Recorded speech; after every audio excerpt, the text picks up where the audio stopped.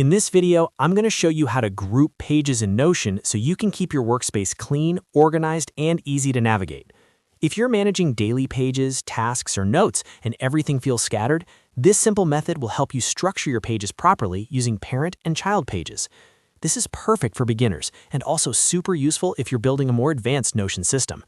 If you find this helpful, make sure to hit the like button and subscribe to the channel for more Notion tutorials just like this. All right, let's jump right in. First, open Notion and make sure you're inside the workspace where you want to group your pages. We're going to start by creating a new page that will act as our main group or container. On the left sidebar or inside your current page, click on New Page.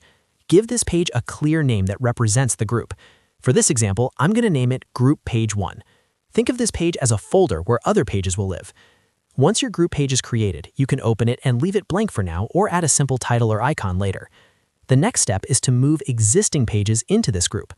Let's say you already have pages named Monday and Tuesday that you want to organize together. Start by clicking on the Monday page. You can do this either from the sidebar or from wherever the page currently exists.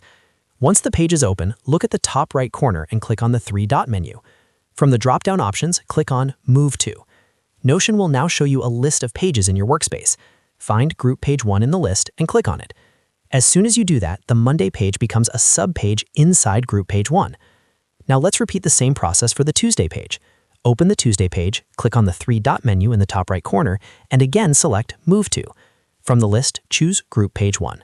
Once selected, Tuesday will also be nested under the group page. At this point, both Monday and Tuesday are grouped together neatly inside Group Page 1.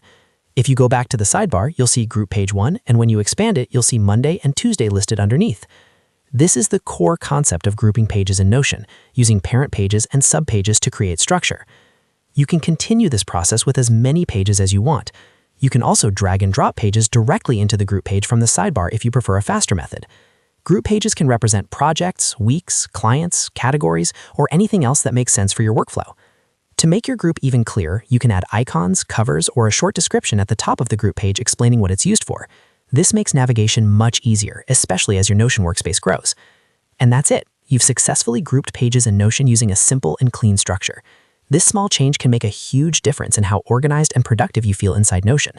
If this video helped you, don't forget to like the video and subscribe to the channel for more Notion tips, tutorials, and productivity guides. Thanks for watching, and I'll see you in the next one.